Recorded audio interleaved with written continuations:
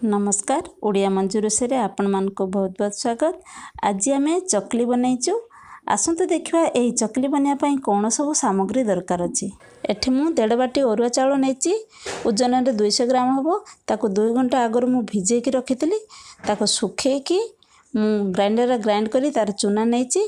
एठी 1 बाटी बेसन नहीं ओजन में 100 ग्राम हम 1.5 स्पून तिल नहीं। एठी मु 1/2 स्पून जुआणी नहीं 4 पिंच हम हलदी नहीं 4 स्पून रिफाइन तेल नहीं डो तैयार करने आउ स्वाद अनुसार लुण।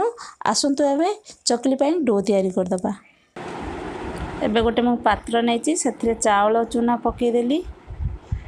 एबे रखि बेसन को भी से पकईदेली।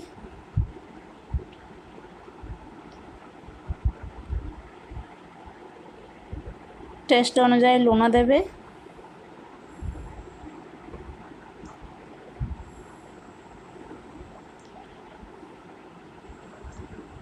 एथिरे एबे मु हलदी मिसेदेली, तिल को भी मिसेदेली, जुआणी,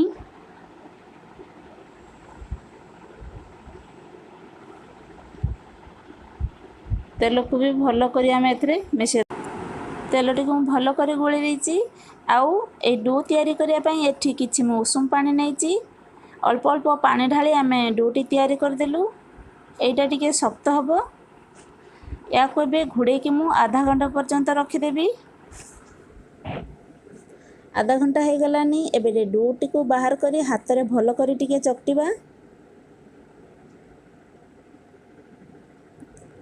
या साइड रे रखली। एबे मु एई चकली बनिया पाई गोटे नमकीन मेसिन नहीं।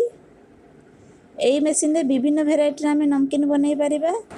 आ ए नमकीन मेसिन टी बाजार रे आसान रे मिल जाए। ए मेसिन रे एबे तेल टिके लगे दबा।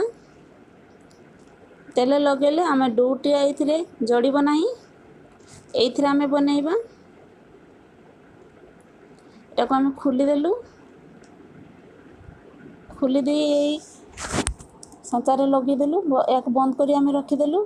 अल्प किछि डो नबा। या हाथ रे एमती दली ता भितरे पुरे दबा।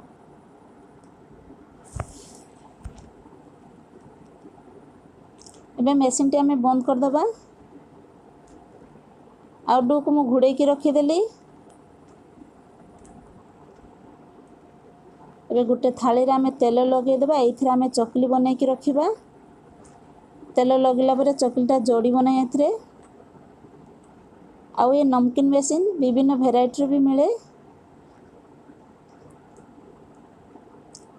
देखंतु किते सहज रे बनि जाउची। लास्ट से आम जोड़ी देले ताको एमती आम सब बनै नबू। एबे मु कढ़ई को गैस उपरे रखीची। तेल छाणिया पाई एटी मु 250 ग्राम तेल नहीं। तेल आमर गरम होइछि ना देखिबा। तेल आमर गरम हो सारची। या को एकदम लो फ्लेम रे आम बनैबू। एथिरे आम पकई देबू। जेतिक चकली आसीबो सेतिक आम छाणी नबू।